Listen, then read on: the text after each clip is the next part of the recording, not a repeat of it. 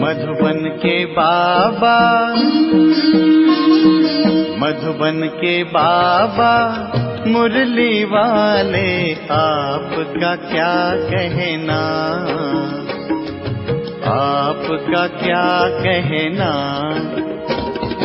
मधुबन के बाबा मुरली वाले, आपका क्या कहना, आपका क्या कहना। ओम शांति। 17/2/2024 का मुरली, प्रातः मुरली। ओम शांति। बाप दादा मधुबन। मीठे बच्चे, पावन बनने के लिए एक है याद का बल, दूसरा है सजाओं का बल। तुम्हें याद के बल से पावन बन ऊंच पद पाना है। प्रश्न, बाप रूहानी सर्जन है, वो तुम्हें कौन सा धीरज देने आए हैं? उत्तर, जैसे वह सर्जन रोगी को धीरज देते हैं कि अभी बीमारी ठीक हो जाएगी, ऐसे रूहानी सर्जन भी तुम बच्चों को धीरज देते हैं। बच्चे, तुम माया की बीमारी से घबराओ नहीं। सर्जन दवा देते हैं तो ये बीमारियां सब बाहर निकलेगी। जो ख्यालात अज्ञान में भी नहीं आए होंगे, आएंगे, लेकिन तुम्हें सब सहन करना है। थोड़ा मेहनत करो, तुम्हारे अब सुख के दिन आए कि आए। ओम शांति। बेहद का बाप सभी बच्चों को समझाते हैं, तुम सबको पैगाम पहुंचाना है कि अब बाप आए हैं। बाप धीरज दे रहे हैं क्योंकि भक्ति मार्ग में बुलाते हैं, बाबा आओ, लिबरेट करो, दुख से छुड़ाओ। तो बाप धीरज देते हैं। बाकी थोड़े रोज है, कोई की बीमारी छूटने पर होती है तो कहते हैं अब ठीक हो जाएगी। बच्चे भी समझते हैं कि इस छीछी दुनिया में बाकी थोड़ा रोज है, फिर हम नई दुनिया में जाएंगे। उसके लिए हमको लायक बनना है, फिर कोई भी रोग आदि तुमको नहीं सताएंगे। बाप धैर्य देकर कहते हैं, थोड़ी मेहनत करो, और कोई नहीं जो ऐसे धीरज दे। तुम ही तमोप्रधान हो गए हो। अब बाप आए तुमको फिर से सतोप्रधान बनाने के लिए। अभी सभी आत्माएं पवित्र बन जाएगी, कोई योग बल से, कोई सजाओं के बल से। सजाओं का भी बल है ना, सजाओं से जो पवित्र बनेंगे उनका पद कम हो जाएगा। तुम बच्चों को श्रीमत मिलती रहती है, बाप कहते मामे कम याद करो, तुम्हारे सब पाप भस्म हो जाएंगे। अगर याद नहीं करेंगे तो पाप 100 गुना बन जाएगा, क्योंकि पाप आत्मा बन तुम मेरी निंदा कराते हो। मनुष्य कहेंगे इनको ईश्वर ऐसी मत देते हैं जो असुरी चलन दिखाते हैं। लाही चाड़ी उतराव चढ़ाव भी होता है ना। बच्चे हार भी खाते हैं, अच्छे अच्छे बच्चे भी हार खाते हैं, तो पाप कटते ही नहीं है, फिर भोगना भी पड़ता है। यह बहुत छीछी दुनिया है, इसमें सब कुछ होता रहता है। बाप को बुलाते ही है कि बाबा आकर हमको भविष्य नई दुनिया के लिए रास्ता बताओ। बाबा जानते हैं उस तरफ है पुरानी दुनिया, इस तरफ है नई दुनिया। तुम हो नैया, अब तुम पुरुषोत्तम बनने के लिए चल रहे हो। तुम्हारा इस पुरानी दुनिया से लंगर उड़ गया है, तो जहाँ जा रहे हो उस घर को ही याद करना है। बाप ने कहा है मेरे को याद करने से तुम्हारी कट उतरेगी। या तो ये योग बल से सजाए हर एक आत्मा पवित्र तो जरूर बननी ही है। पवित्र बनने बगैर वापिस तो कोई जा नहीं सकते। सबको अपना अपना पार्ट मिला हुआ है। बाप कहते हैं यह है तुम्हारा अंतिम जन्म। मनुष्य कहते हैं कलयुग अजुन छोटा बच्चा है, गोया मनुष्य अभी इससे भी और दुखी होंगे। तुम संगम युगे ब्राह्मण समझते हो, यह दुखधाम तो अभी खत्म होना है। बाप धीरज देते हैं। कल्प पहले बाप ने कहा था, मामे कम मुझे याद करो तो पापों की कट उतर जाएगी। यह मैं गारंटी करता हूँ। यह भी समझाते हैं कलयुग का विनाश जरूर होना है और सतयुग भी जरूर आना है। खातरी मिलती है, बच्चों को निश्चय भी है, परंतु याद न डरने के कारण कोई न कोई विकर्म कर लेते हैं। कहते बाबा क्रोध आ जाता है, इसी को भी भूत कहाँ जाता है। पास भूत दुख देते हैं। इस रावण राज्य में यह पिछाड़ी का हिसाब किताब भी चुक्त करना है। जिनको आगे कभी काम विकार नहीं सताता था, उनको भी बीमारी इमर्ज हो जाती है। कहते हैं आगे तो ऐसा विकल्प कभी नहीं आया था, अब क्यों सताता है। ये ज्ञान है ना, ज्ञान सारी बीमारी को बाहर निकालता है, भक्ति सारी बीमारी को नहीं निकालती। यह है ही अशुद्ध विकारी दुनिया। 100% अशुद्धता है, 100% पतीत से फिर 100% पावन होना है। 100% भ्रष्टाचारी से 100% पावन श्रेष्ठाचारी दुनिया बननी है। बाप कहते हैं, मैं आया हूँ तुम बच्चों को शांतिधाम सुखधाम ले चलने के लिए। तुम मुझे याद करो और सृष्टि चक्र को फिराओ। कोई भी विकर्म नहीं करो। जो गुण इन देवताओं में है, ऐसे गुण धारण करने हैं। बाबा कोई तकलीफ नहीं देते। कोई घरों में भी इविल सोल होती है ना, तो आग लगा देती है, नुकसान करती है। इस समय मनुष्य है सब इविल है ना। स्थूल में भी कर्म भोग होता है। आत्मा एक दो को दुख देती है शरीर द्वारा। शरीर नहीं है तो भी दुख देती है। बच्चों ने देखा है, जिसको गोष्ठ कहते हैं वह सफ़ेद छाया मुआफिक देखने में आते हैं, परंतु उनका कुछ ख्याल नहीं करना होता है। तुम जितना बाप को याद करेंगे उतना यह सब खत्म होते जाएंगे। यह भी हिसाब किताब है ना। घर में बच्चियाँ कहती है हम पवित्र रहना चाहती है, यह आत्मा कहती है, और जिनमें ज्ञान नहीं है वह कहते हैं पवित्र नहीं बनो। फिर झगड़ा हो पड़ता है, कितना हंगामा होता है। अब तुम पवित्र आत्मा बन रहे हो, वह है अपवित्र, तो दुख देते हैं। है तो आत्मा ना, उनको कहाँ जाता है इविल आत्मा। शरीर से भी तो बिगड़ शरीर भी दुख देते हैं। ज्ञान तो सहज है, सुदर्शन चक्रधारी बनना है, बाकी मुख्य है पवित्रता की बात। इसके लिए बाप को खुशी से याद करना है। रावण को इविल कहेंगे ना। इस समय यह दुनिया है ही इविल। एक दो से अनेक प्रकार के दुख पाते रहते हैं। इविल पतित को कहाँ जाता है। पतित आत्मा में भी 5 विकार अनेक प्रकार के होते हैं। कोई में विकार की आदत, कोई में क्रोध की आदत, कोई में तंग करने की आदत, कोई में नुकसान करने की आदत होती है। कोई में विकार की आदत होगी तो विकार न मिलने कारण क्रोध में आकर बहुत मारते भी है। ये दुनिया ही ऐसी है। तो बाप आकर धीरज देते हैं, हे आत्माएं, बच्चों धीरज धरो, मुझे याद करते रहो और दैवी गुण भी धारण करो। ऐसे भी नहीं कहते हैं कि धंधा आदि नहीं करो।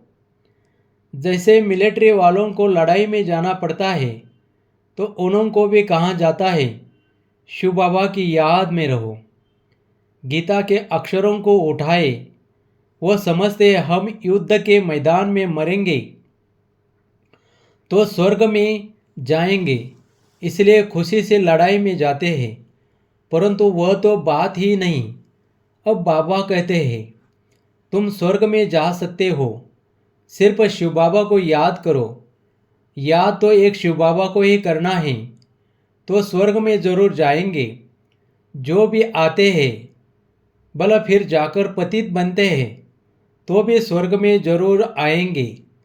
सजाए खाकर पावन बनकर फिर भी आएंगे ज़रूर। बाप रहमदिल है ना।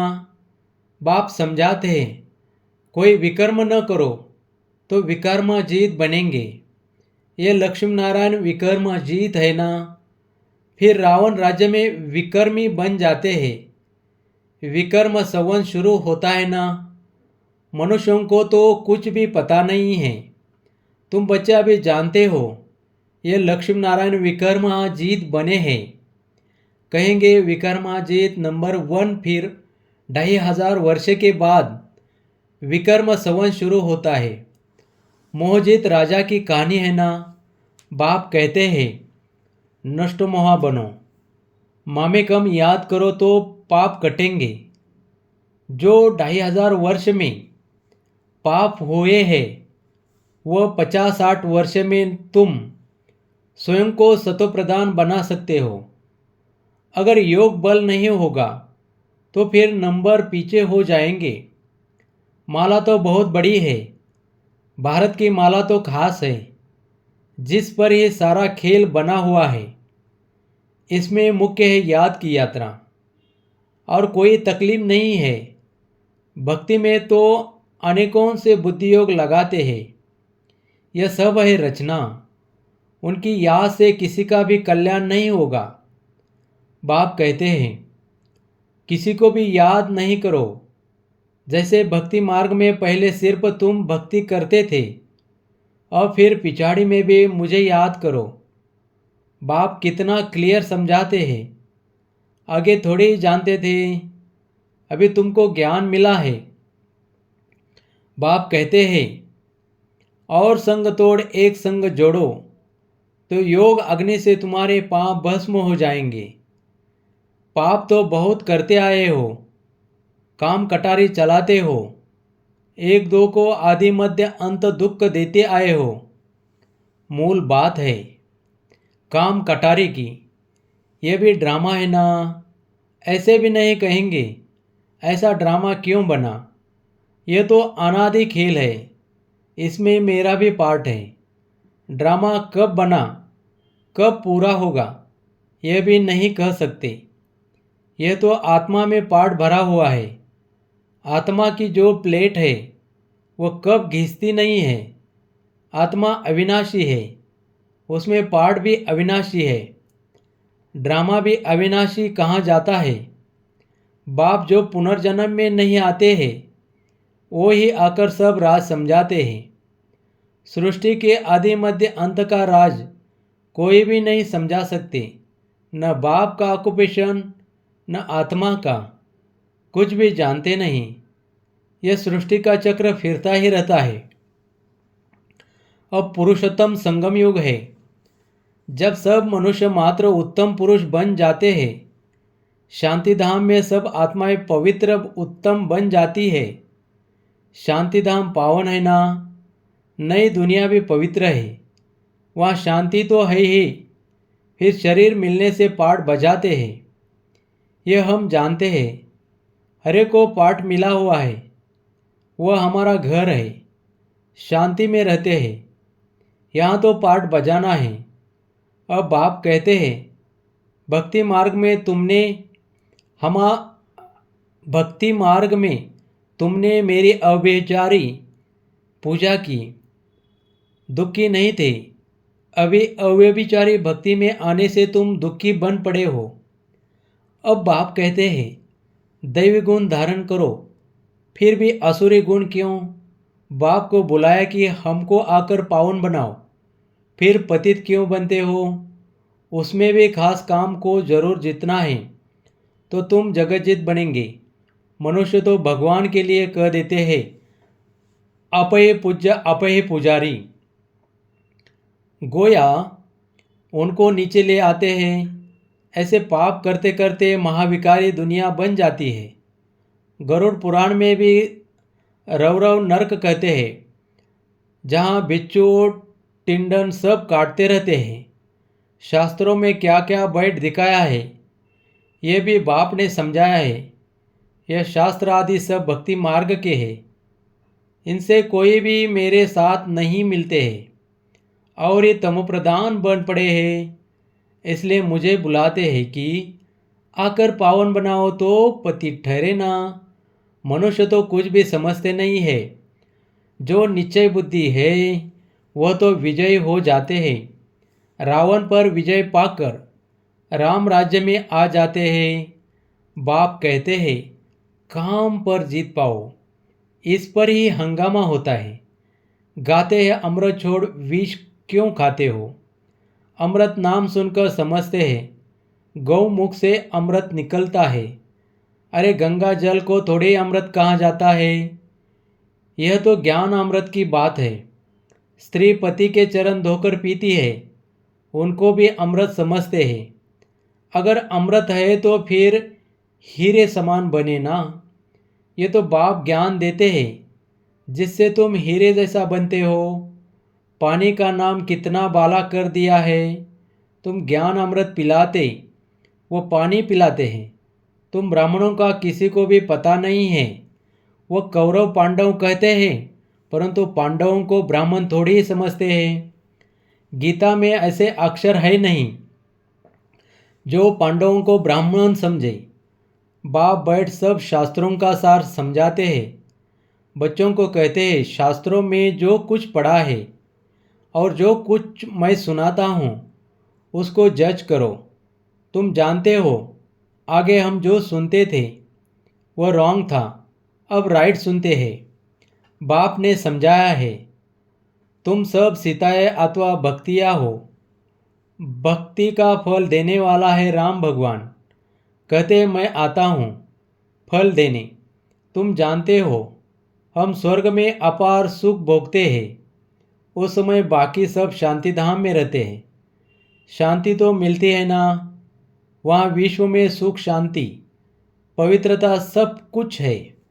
तुम समझाते हो जबकि विश्व में एक धर्म था तब ही शांति थी, फिर भी समझते नहीं है। ठहरता कोई मुश्किल है। पिछाड़ी में बहुत आएंगे, जाएंगे कहाँ। ये एक ही हट्टी है। जैसे दुकानदार की चीज़ अच्छी होती है तो दाम एक होता है। यह तो शिव बाबा की हट्टी है। वह है निराकार। ब्रह्मा भी जरूर चाहिए। तुम कहलाते हो ब्रह्म कुमार कुमारिया। शिव कुमारिया तो नहीं कहला सकते हो। ब्राह्मण भी जरूर चाहिए। ब्राह्मण बनने बगैर देवता कैसे बनेंगे। अच्छा, मीठे मीठे सिकिलदे बच्चों प्रति माता पिता बाप दादा का याद प्यार और गुड मॉर्निंग। रूहानी बाप की रूहानी बच्चों को नमस्ते। धारणा के लिए मुख्य सार। देवताओं जैसे गुण स्वयं में धारण करने हैं। अंदर जो भी इविल संस्कार है, क्रोध आदि की आदत है, उसे छोड़ना है। विकर्माजीत बनना है। इसलिए अब कोई भी विकर्म नहीं करना है। 2. हीरे समान श्रेष्ठ बनने के लिए ज्ञान अमृत पीना और पिलाना है। काम विकार पर संपूर्ण विजय पानी है। स्वयं को सतोप्रधान बनाना है। याद के बल से सब पुराने हिसाब किताब चुक्त करने हैं। वरदान। बुद्धि को मेरेपन के फेरे से निकाल उलझनों से मुक्त रहने वाले न्यारे ट्रस्टी भव। जब बुद्धि कहाँ भी उलझन में आती है तो समझ लो जरूर कोई न कोई मेरापन है। जहाँ मेरा आया वहाँ बुद्धि का फेरा हुआ। गृहस्थी बनकर सोचने से गड़बड़ होती है। इसलिए बिल्कुल न्यारे और ट्रस्टी बन जाओ। ये मेरापन, मेरा नाम खराब होगा, मेरे ग्लानि होगी, ये सोचना ही उलझना है।